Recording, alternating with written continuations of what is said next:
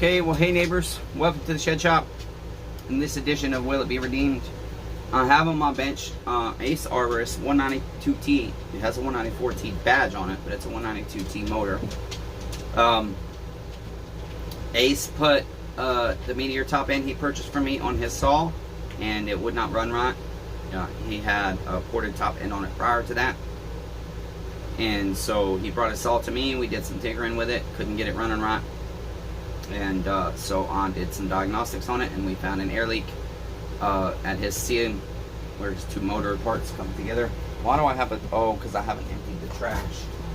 Sorry neighbors, I feel like there's thought I had a neighbor in the driveway. I've got one coming to drop off a saw. And that being said, did you dirty? I shot a Shed Shop update video this week, but I didn't post it. Not quite sure why we're not getting high view counts. The content's being stuffed way down. I guess when you have content that people actually want to watch all the way through and not be deceived with fake logos and lies and deceptive titles and everything else, I guess when you do that, you don't get watched. Good thing we got a small audience before they shut me down like that, and hopefully it won't last. You guys are doing a good job to help the channel stay alive. And so as you can see, the whiteboard is mostly empty, and the reason being, I just don't want to take in a lot of neighbor stuff right now, because I don't want to deal with assholes. I don't have time for it. I'm tired as hell. My pain makes me throw up. It's so bad. Every day is an agonizing struggle just to get out of bed. And pulling chainsaw cord is not something I want to continue to do. I like tinkering, I like building saws, but I don't want to do it in this busy of a capacity. But I need a way to make money. I have only this income to rely on. So when I can't work, things fall more behind financially.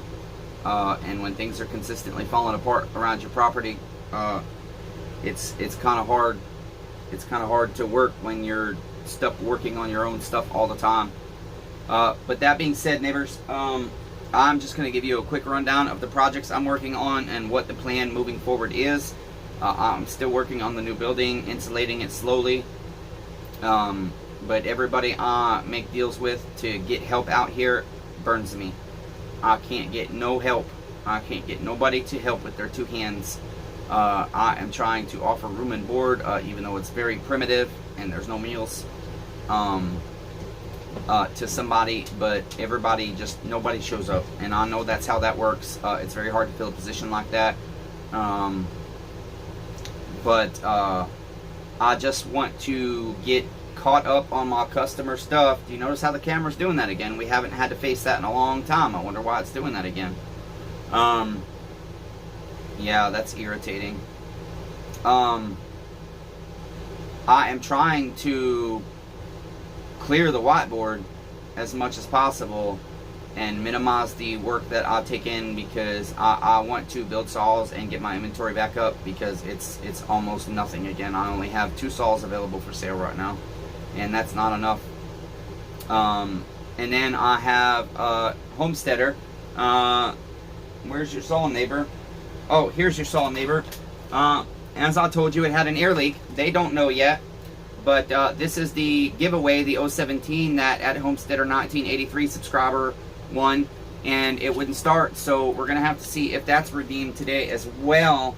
The problem is that intake boot is a Formatech, and I don't like it. But I did do my Permatex trick, but I really think I want to put a hose clamp instead of that plastic ring around that boot. I just recollect you have to use a real thin one, like comes on the 028s and whatnots. And I can't recollect if it fits in that tiny space, but we're probably going to end up doing that to his saw to make sure that we don't lose that Permatex seal, because that boot is just not sitting super tight. Either that, I've got to answer this call, damn.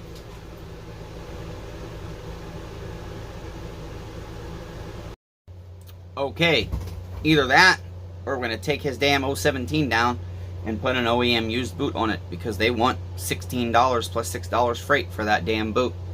And they're not cheap. And those little saws, an additional $20 bill on every single one, not a chance. I always reuse intake boots if I can, because they are not cheap. And then the 240 giveaway, you guys, I'm so very sorry. That saw is buried down here in the corner with the other 240. As you know, we rebuilt it and it was not running right with our China motor, and so I purchased another 240 to try and work out the issues with that. And so with that, hopefully we can get both those saws running right, because if so, we will pick 2 winners on the 240 giveaway. What I would like to do with that is kind of similar to what I said I would do with the 017, is go ahead and pick a winner and have the saw get claimed, and then we'll continue to work hard to try and go ahead and get it redeemed and to the winner just as soon as possible. I just don't know how long it's going to be, you guys. I'm so sorry. I have the nerve block shot in my C5, C6 tomorrow, and hopefully that will help some of my neck pain. I really am. Every day is a struggle just to get out of bed anymore. My pain is just getting worse and worse and worse and worse and worse. And every time you learn to cope with a new level of chronic pain, it takes more energy to learn to do it the next time, because you get to points to where you're like, I just don't want to. I don't want to cope with this. I shouldn't have to. This isn't right. I can't cope with this no more. This is too much. And that's kind of where I'm at right now. It's just too much pain that it makes me want to say F life. And it's a challenge. It really is. But we'll keep persevering. We'll keep trying. And so also, Ace the Arborist has brought in the first 500i the Shed Shop has seen. It's not his saw, but he brought it in for a coworker. And we're going to just hopefully replace the bar stud. It's snapped below the surface, and so we've got to tap it out. So we'll show you guys how to do that one. We're waiting for that part to come in. And then I just took in a 391. Like I said, I'm not taking in a lot of work, right? But this guy's got stage 4 lung cancer. How the hell am I supposed to tell him no? He paid somebody to work on a saw, and the damn guy ain't answered his phone in months. So once again, Chainsaw Redeemer gets everybody else's scraps and nightmares. I don't know why all the saws that everybody else has somebody else fix that doesn't get fixed right come to me, it seems. But that's why all my saws are headaches, because everybody's already put their hands all over it and tainted it, made it filthy, vile, disgusting, and you don't know what the hell was done right or what the hell was done wrong. That's why Chainsaw Redeemer likes just starting from the very beginning, tearing that shit down and fixing everything right away. But we can't do that on every saw. His saw, the guy put what looks like a highway top end, a 391 highway top end on it, and didn't break it in. You see, this guy had a brand new motor put on his saw, but had no idea that it wasn't broken in. And so what'd he do? Right away, full lean, ran a whole tank through it, and now the damn thing ain't running right. I'm willing to bet his rings didn't seat. Okay? So, that being said, we'll see what's going on with that. We're going to start with a vac pressure test on that saw and go from there. And then, I have my 029 Super that, boy, just still needs to be broke in. And again, time, pulling cord.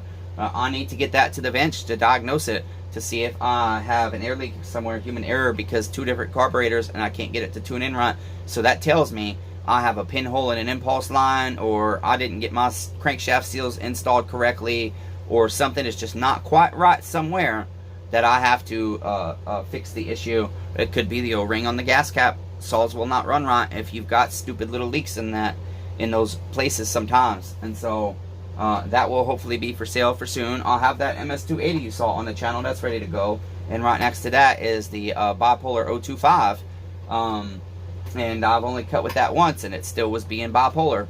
And so that's definitely not for sale. And then I've got another 025 I've rebuilt right here with that nice Holtz Pharma 18-inch on it and the big spikes. And I haven't even tried to start that saw yet, because I really hate selling those saws without doing a muffler, painting it up right. But I don't have my oven right now. My oven broke, and so I can't bake paint on. And I tried doing a muffler, and a lot of guys, oh, I just let the paint cure with the first time I run the saw. Well, I can tell you right now, that doesn't work. It just doesn't work. The chip will still peel, and I don't want my neighbor's paint peeling off. Most guys don't care about the muffler, but that's not the point. When you buy a refurbished saw and you pay the price you pay with me, your paint should stay on your muffler for at least a few years, you know, in my opinion. And so with that, you guys, I've got Adam's 266 here still as well. We have that right here. We're waiting on the new intake manifold. that had an air leak at the intake manifold. I do believe I showed you guys that. But when I get the new intake, we're going to go ahead and do a vacuum pressure test one more time. That will be the intro of that video. And I've got lots of content that I just am not... It's hard, you guys. The motivation... those of you that are still watching this right now, I know who you are. The motivation is not to... how does one say this properly? Not to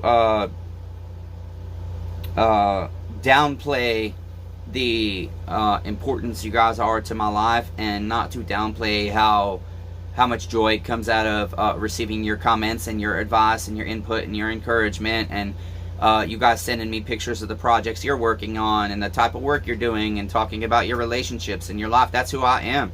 You know, I'm not just here for you to entertain you. I'm here for you as your friend, as your neighbor. Well, friend is a strong word for me, but neighbor, I'm here as your neighbor. And that means if you need somebody, you call me. Okay, so I have subscribers like that, and I know you're watching right now. It's hard when you see 40 and 50 and 60 views after a week on videos, when before you were getting hundreds of views. Not all my videos, but it's very rare anymore that I have a video get put out there in the algorithm so that people even have an opportunity to choose to watch it or not.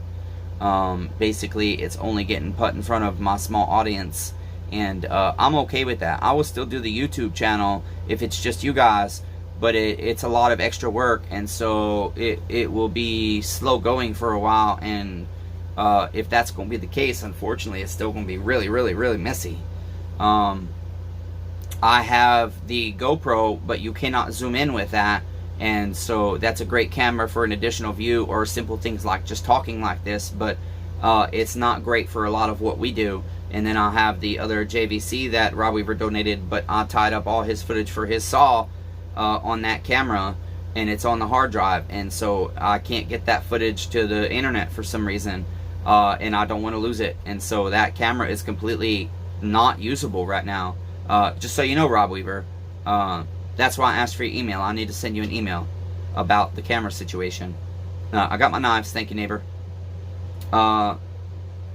And that's the other thing, you guys. A lot of people cannot handle, they don't want to associate with somebody that they know if they fuck up in their character, I won't hesitate most of the time just to tell you on the internet. Like Blake across the street. I've got so many people right now, I'm really struggling. I just want to come on the internet and say how shitty they are. How shitty they are in their character. But most people can't receive that and receive love at the same time. Like, what are we missing that we can't understand that somebody who truly loves you is going to tell you if you're being shitty? Because they love you enough to risk the relationship. They don't just cater to you so they can have you in their life. Especially me, because most people don't benefit my life that are my neighbors. It's sad around, I mean locally, you guys. I'm sorry, locally, people with their two hands. Most people, I don't have help. I got encouraged when Kyle came around, but he disappeared. Just like everybody else did, and claimed it was because of my unhinged behavior. But yet, not a damn thing's changed since that man met me in my behavior. Okay? He knew I was unhinged when he met me. He was watching a damn YouTube channel. How the hell can you watch me on the internet and think I'm not unhinged? You know, when somebody makes a deal with you to help you out, and they literally live right across the street and they burn you over and over and over again, there comes a point that you just basically have to say, well, fuck you. If you can't admit you've done me dirty, that's all I care about. Just say you're sorry. Simple as that. Have some accountability that there's no excuse. Your word is should be. Our word as men should be the most valuable fucking thing on this planet. Even above our time. Because your time ain't shit if your word ain't valuable. And so if you give me your word and you violate it, I don't give a fuck about life. I know life happens. Say you're sorry. And make it right. I don't understand, people. Why are we continuously doing each other so filthy, vile, dirty, and fucking disgusting? And then not even admitting it? Why are we being so blatantly selfish? Taking advantage of people's weaknesses? Knowing that we're being filthy. Yet we still do it. Why? I guess because nice guys finish last, because they'll fucking forgive you and be nice to you still. Well, you see, that's what turns me cold. Is when people continuously do me dirty, when they know my life situation, when they know my needs, when they know my struggles, when they know my sicknesses with my health and everything else. When they know I'm alone completely. I'm doing all the shit around here on my own 98% of the time. Once in a blue moon, I get my uncle's help. I get no help, neighbors. Please understand that. I am on my own. I have been my whole fucking life. I don't have family helping me. I don't have friends helping me. I don't have neighbors helping me. I've always had to do it all on my own. That's why my body is so decrepit. Because I have done so many things with my body physically that 3 and 4 men should be doing, not 1. Lifting things that 2 men should lift, not 1. But I haven't had a choice. Okay? So stop being shitty to your fucking neighbors. And if you are, say you're sorry and make it right. Saying sorry is not how you make it right, but it's part of the process. You make it right by correcting the selfish, shitty fucking character and shitty behavior we have. Let's see if his 192t is going to start or not, neighbors. And if so, is it going to be an asshole and not tune in? It is a rainy, hot day. And when we have rainy, hot days around here, things don't like to work right. Why on earth? This trigger doesn't want to stay locked in place. There she is. Will she come alive?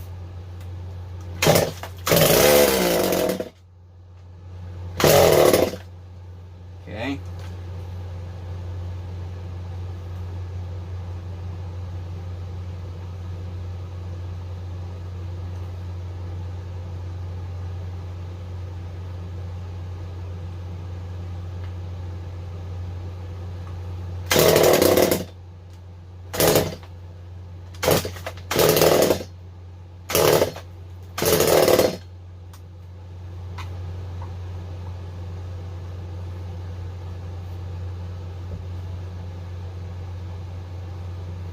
Go way rich and see what happens.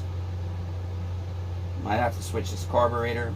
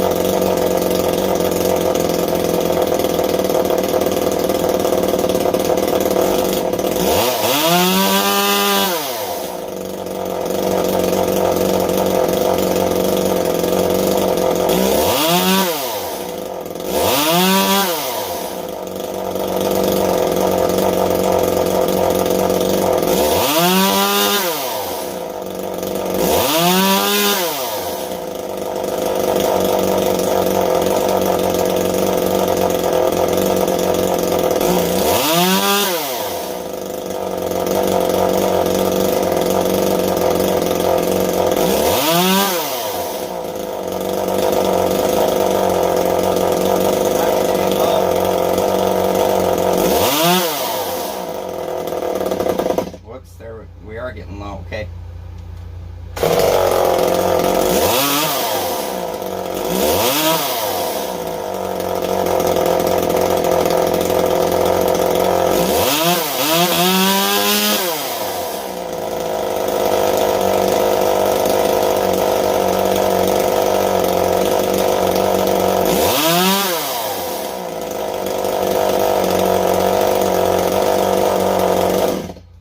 We will have to look into why that was so hard to start. We do have another carburetor, a China carburetor, and a brand new OEM carburetor that we can swap out if we have to try different things. But I think it doesn't seem like the saw has an air leak anymore, at least. It's just taking a second to throttle, and as you saw, it was really hard to start. We did flip a valve inside the carburetor there. Thinking that might be what was his issue. And so that could be what's going on now. And so that's why I said we will let that set for a little while. And tonight we'll try and start it again. And see if it's that hard to start. We'll try to go through the regular starting procedure and see what happens. And go from there. And I'll give you an update on that and let you know. I think that's going to be about it, neighbors. That way we can keep the video kind of short. There might be other things, but for now, that's what come to my mind. Seriously, stop doing your neighbors dirty. Stop being selfish. Stop being so shitty, people. Just stop. Just fucking stop. We all need to fucking get a grip. Seriously. And do each other better. I'm tired of it. I'm real tired. I don't understand why I'm set aside from the rest of the damn world and nobody wants to help me. Of all fucking people. Why? I'm a super nice guy. Yeah, I got a temper, but underneath all of that, neighbors, you will find a man that will go to the ends of the earth for a fucking stranger. That's it. Be kind to one another. Everyone's facing a battle. Love thy neighbor, no matter what you believe. Love all 8 billion of you, even though I suck at it. Even though that's probably not a true statement, we'll keep saying it. Fake it until you make it, right? That's what Christians tell us. They say they're Christians, and they say fake it until you make it. Lie to yourself until you've convinced yourself you're something else. No, neighbors, that's a sin. Don't do that. Be honest with yourself. Be real with yourself. And let's figure this shit out. Until next time.